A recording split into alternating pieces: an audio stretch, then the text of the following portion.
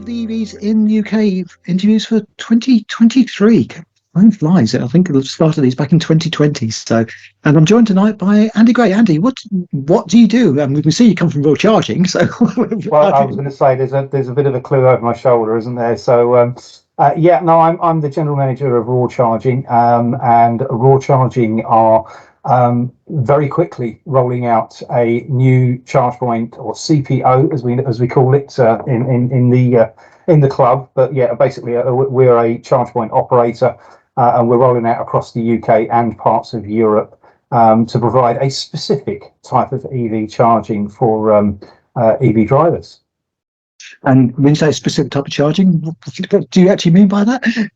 Well, I mean, obviously, there's a lot of companies out there. I mean, you'll know this, Gary, as well as I do, that, there's a lot of focus on land grab at the moment to create EV charging hubs and en route charging. And, I know this is something that probably we're going to talk about over the next 30 minutes or so it's about the habits of EV drivers and where they charge. And, a lot of it is just that transition from traditionally filling up at a petrol fuel station en route, or however it be, once a week or whatever it might be. What we're focused on is specifically putting in charging at what we call destination charging, but AC focused. So where there's a dwell time of at least a couple of hours, but also in urban areas where we'll use a mix of DC and AC, where people perhaps traditionally didn't think they'd be able to transition to an electric vehicle because they don't have off-street parking, they live in an apartment block, or those sorts of things. So, creating environments where, or I call it the ABC of EV driving. So you'll always be charging. So, thinking about when you go to the shops, when you go to the cinema, when you go to the restaurant, when you go to work, all of those sorts of things, and creating a different behaviour and a change in habit. So we're very much focused on that from a destination, and particularly an urban destination environment. So you're talking about destination charging. What sort of level are you talking about? Is that 22 kilowatt, 11 kilowatts? Well, all of the chargers that we install, I mean, our primary, if you like, our go-to manufacturer that we use is ChargePoint, which, for those in the know that have been doing this for a few years, know they're an American company. They've got some, in excess of 79%, I think, of the US market share. So we use their AC chargers primarily because you don't need to decide whether you need a 7 kilowatt, an 11 kilowatt, a 22 kilowatt charger. You can configure the charger on site dependent on the available power. But primarily we set the chargers up so they're capable of delivering 22 kilowatts per charger. That'll self-balance to 11 kilowatts, because we found that more and more vehicles that are coming out now seem to be settling at around the 11 kilowatt charging speed. So for AC charging, that seems to be the desired area. And even if you've got a Nissan Leaf or something that will only charge at 7.4 kilowatts, then it'll allow you to charge at that no matter what anyway. So in most cases, the chargers will deliver up to 22 kilowatts, and they'll self-balance to 11 kilowatts either side if two are plugged in at the same time. So you're talking about self-balancing. Is that sort of like a cluster of chargers, or? Yeah, well, there's several different ways with the new range that ChargePoint have launched recently, the CP6000 range. It's all numbers and letters, but effectively, what it really means is that it has software functionality inside there that allows you to either integrate it through API systems to building management. So it allows you to, work with the building management systems, or you can load limit a group of chargers or individual chargers to set parameters. So if you want to sort of say that there's only 69 kVA available to this group of chargers, it will balance that load across that when vehicles are charging in. And as we know, in many circumstances, the rate of charge that this is dispensed, slows down towards the end, particularly when vehicles are charging up. So it will effectively spread the available power across a group or a bank or individual chargers. So what sort of locations are you putting these in destination charging into? It varies. One of the customers that we look after is MacArthur Glen Retail Outlets. So the designer retail outlet. So we've just recently installed East Midlands. We've got one at the York, the Cheshire Oaks, and we're about to install those at Bridgend, Swindon, as examples across there, and again various ones in across their European footprint as well, but various other locations. We're looking and working currently with National Trust, where we're rolling out a program there. And several workplace situations. So again, we won't necessarily just stick to where it can only be public use. We'll also work with particular businesses for that environment as well. But probably most notably is we're rolling out across pretty much most of the Greene King estate. So where there's a Greene King pub, you'll start to see EV chargers springing up there. Dependent on the location, it'll either be a mix of DC and AC. Or primarily it will be AC only, and it's actually a really nice story, Gary, that what Greene King are doing, because if you think about it, drinking and driving, charging, does it really mix with putting EV charging in a pub?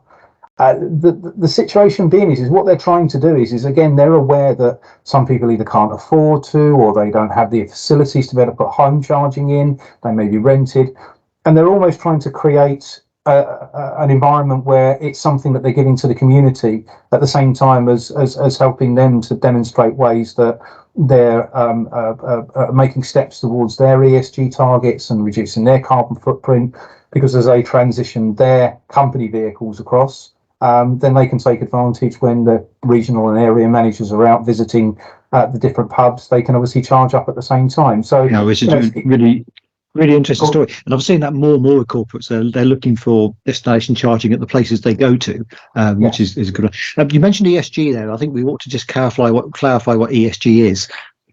So it's environmental sustainability goals. So you could really go sort of like down different things, but it's in essence it's about people finding ways to reduce their carbon footprint, and particularly businesses to reduce their carbon footprint. We can go into different scopes and scope 1, 2 and 3, but then it starts getting really sort of like deep into businesses and technical jargon, so probably best to avoid that at this stage. Yeah, we'll avoid that, but I think it's quite important to note that businesses nowadays are looking at this ESG sort of scheme and trying to find targets for that. It's also very interesting in the Greene King, because obviously for those people who are going to go to the pub and maybe the designated driver, obviously Greene King have a very strong food story now, so they've got reasonably long dwell times as well. Is that coming into the picture when you're thinking about whether it's going to be AC, DC, or exactly right? And I mean, that's what we mean about sort of like the right environment and putting things in the right place. So as an example, if you think about going shopping and that sort of thing, normally the dwell time is going to be at least an hour and a half, 2 hours when you go shopping, particularly to a retail outlet, for argument's sake, or if you're going to go and have an evening meal or lunch or a meeting, because we're finding that pubs are often used for meetings, and they open up for coffees and breakfasts. It's not just going to your local for a pint, as it were, anymore. So thinking about those dwell times has really started to change the sort of like type of charger and the solution that we will put in, because it's a balancing act here. It's about providing the right solution for the driver, but also providing the right solution for the business. I mean, we've all been to this motorway services where we see the banks of Tesla chargers, for argument's sake, and everybody's in there sitting, checking their emails or watching Netflix. They're not actually out spending money necessarily in the services. And the idea being is to create the right environment and the right service and the right solution, so that perhaps people do sit there for 2 hours. They're not necessarily going to sit in their car for 2 hours. So they might go in and have a sandwich or a coffee, or, perhaps a brief meeting with a customer. And that's particularly one of the other customers that we're rolling out EV charging solutions with is Bespoke Hotels. So they've got 121 hotels across the UK.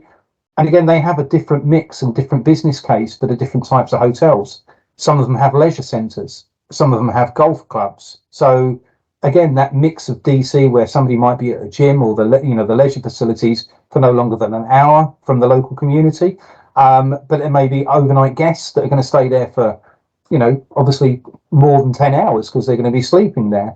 And then you've also got perhaps the business visitor that either goes to a corporate event for 4 hours, or just for a couple of hours meeting for doing interviews. I mean, I've held interviews in hotels before. So that's the one thing that we try to do is ensure that, we don't say to bespoke hotels, this is your model. It might be a totally different solution at one of their hotels to another hotel, because that's what's suited for their business case and their business needs. And then probably the most attractive area or if you like, solution that we can bring to the table. Not only can we bespoke, no pun intended there, but bespoke the solution, but also the financial package, because primarily we'll offer it fully funded. So we'll offer the solution where we'll supply, install, manage and maintain the charges with no capital investment from the business, or we can do it as a monthly subscription service. Or if they really want to, they can buy it outright. So if they have the capital available to them, they can buy it outright, and obviously then they retain all of the revenues, don't have to share with anybody. It's entirely up to them. But, as we come out of post-COVID, that's one of the areas that we started to see is that people don't necessarily have the levels of capital that they did in the past.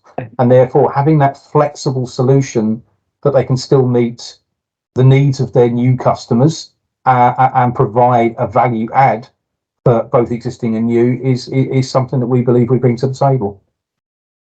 I'm a huge fan of destination charging, and I think it's a really good idea. I mean, most of my journeys I can do on my fuel battery in one go. But when I get there, I want to charge. I want to stay somewhere for 3 or 4 hours, and if I can charge over that time, I can usually get back without having to do a DC charger. One of the things I've found commonly is that the maintenance on AC chargers has been very poor.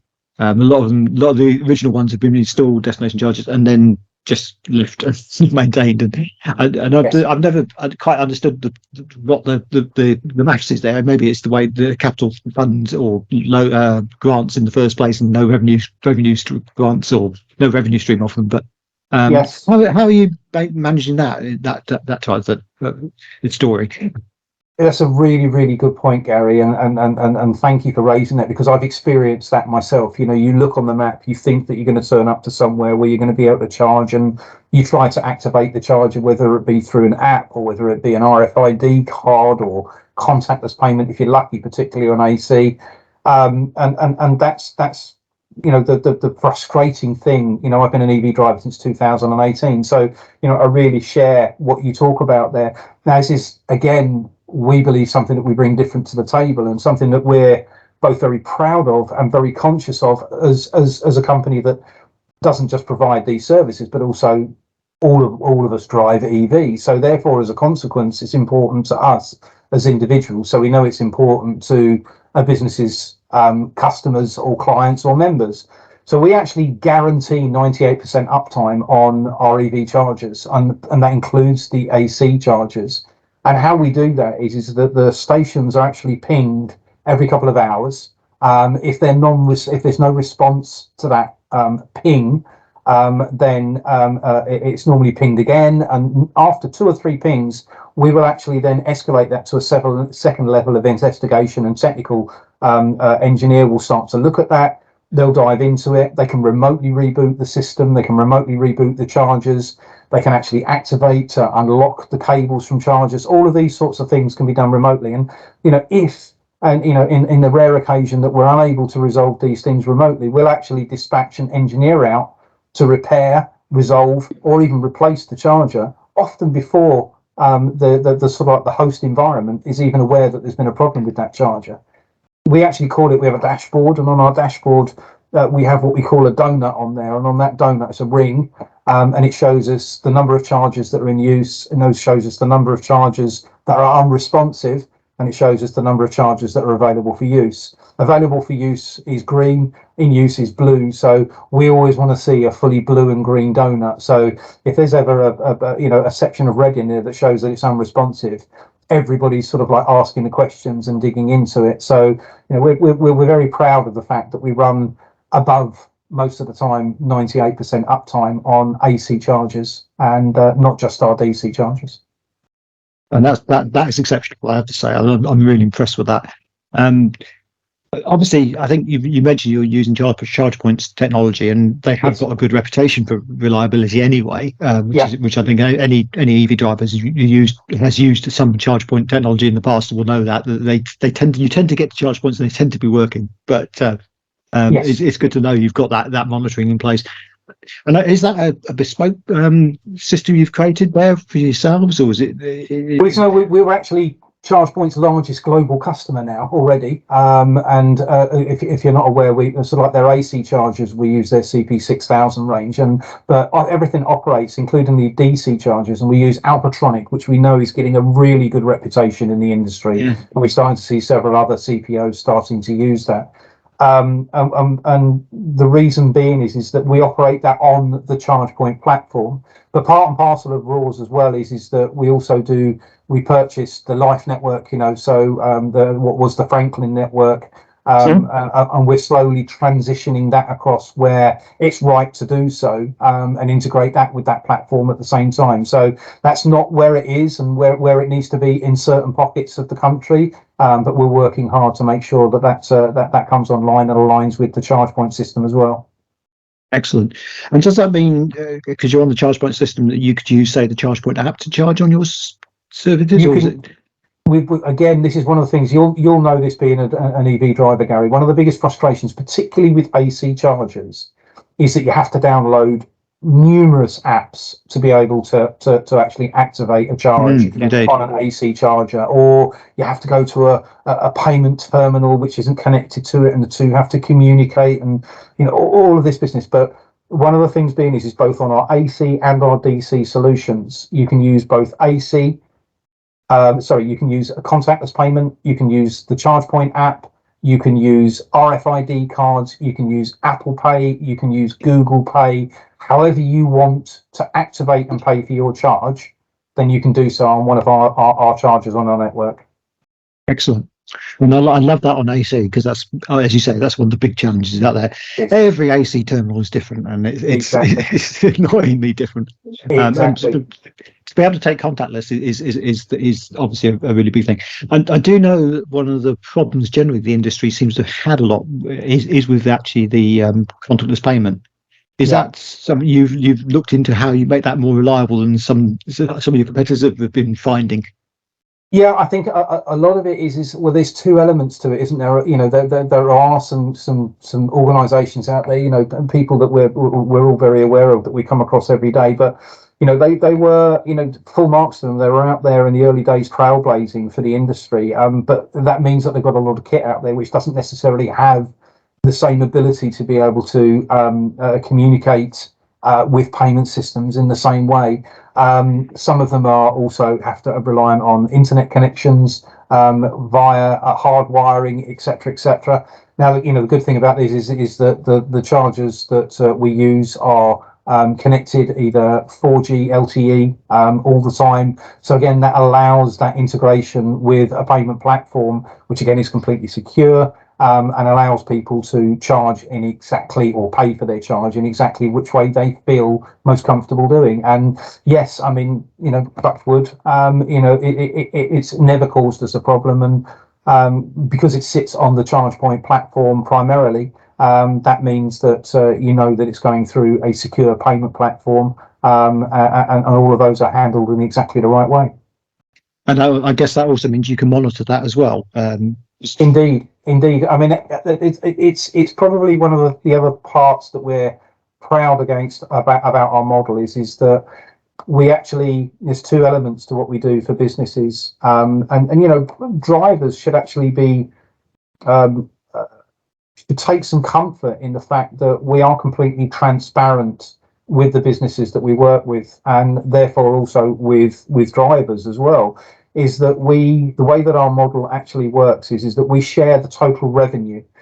There's a lot of other companies out there that do similar models to us, but we actually share the revenue with the station host owner, if you like, the landowner, rather than profit. And therefore, as a consequence, we actually provide access to any landowner that allows us to put chargers on their properties. And what that means is they can actually see the dashboard, so they can see the number of unique charging sessions there have been, the number of kilowatts that have been dispensed, the actual revenue that's been generated, and therefore, as a consequence, a completely transparent approach to the market, so that they know that, because we see the drivers, they're ultimately they're our customer. As a charge point operator, we're selling kilowatts of electricity, but we have a long-term relationship with the landowner, and in many cases, they're also their customers. So we want to make sure that they're looked after in exactly the same way and treated as customers, just as important to us as they are to them. So, having that transparent approach, making sure that we're just working on a small margin on the cost of electricity. I think it's often forgotten the amount of capital investment that's required to provide EV charging facilities. It's not government funded. There are certain government grants about it, but it's actually private companies like Raw Charging that are actually funding the growth out there right now, and it's surprising often to people how much that actually costs. Yeah, and I know some of the figures on some of the installation. I mean, obviously, getting power on site is a huge cost, isn't it? In terms of if it doesn't already exist.